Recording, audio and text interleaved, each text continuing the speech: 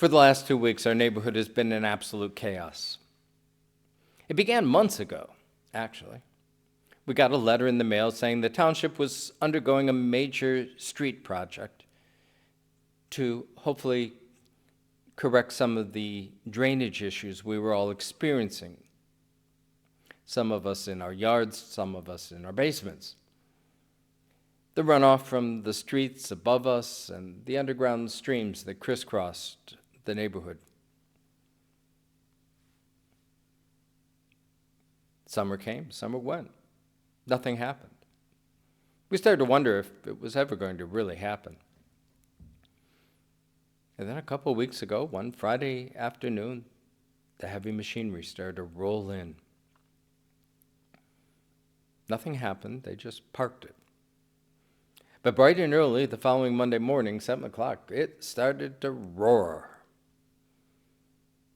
The houses shook, the dust flew, the streets became clogged with people and machines. The buses couldn't get through.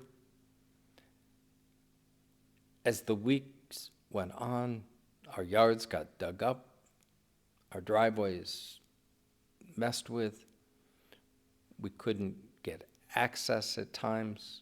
Oh, they were good and very polite and very courteous about helping us get through those times.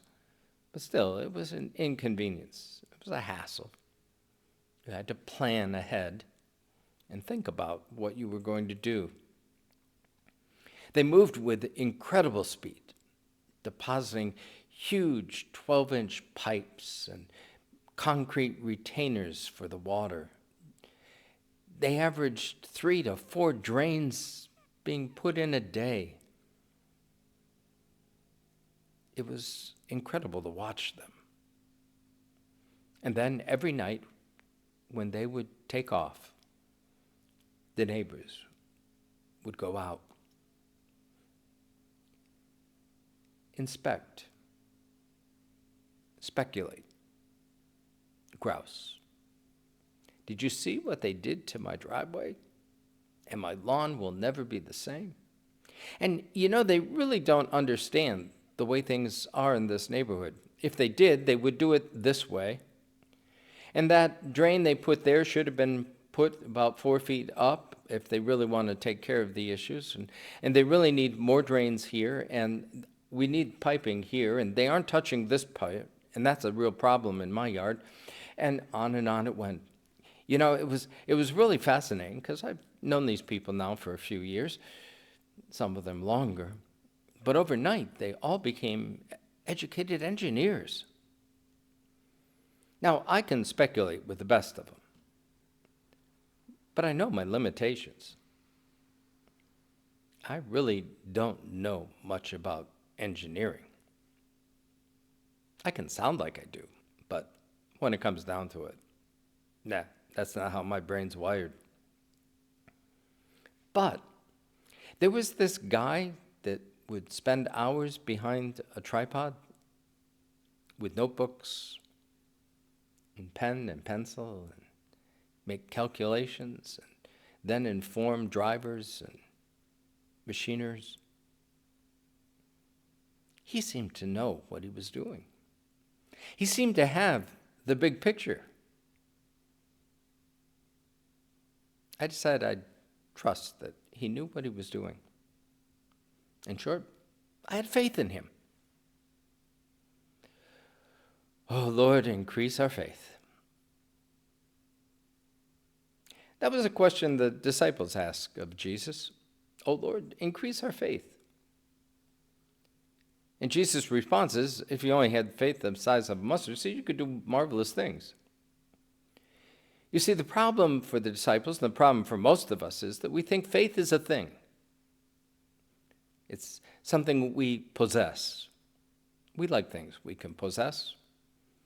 We like it even more if we can have a lot of things to possess. And so we too would like more faith. And so we're kind of disturbed when Jesus says all you need is the faith the size of a mustard seed. And that is because the biblical understanding of faith is not a thing, it's perception. It's seeing in the day-to-day life and routine. It's seeing in the midst of chaos and confusion and disaster the presence of God. It's not a thing that we possess. It's not even a thing that we create within ourselves. It's a gift of God. The language of the church is that it is a gift that we receive at Holy Baptism. It is renewed in our confirmation and throughout our lives. It is a gift that is nurtured even as we exercise it, that we may continue to see. We're able to do that because we've been given the big picture. You know, part of the problem we all had in the neighborhood was that we were never read in on the project. And so we were always guessing what was going on. We don't have that excuse, though, with our work with God. God's pretty clear about the big picture. It's 2 phases: to love God and to love our neighbor. It's as simple as that. Now, the difficult part is doing it on a day-to-day basis. But the big picture is clear. Part of our problem these days is we've lost sight of that big picture. If you listen to most of the Christian rhetoric, you would swear that the Bible contains only 2 issues: abortion and homosexuality. Maybe 3, if you want to throw creation in.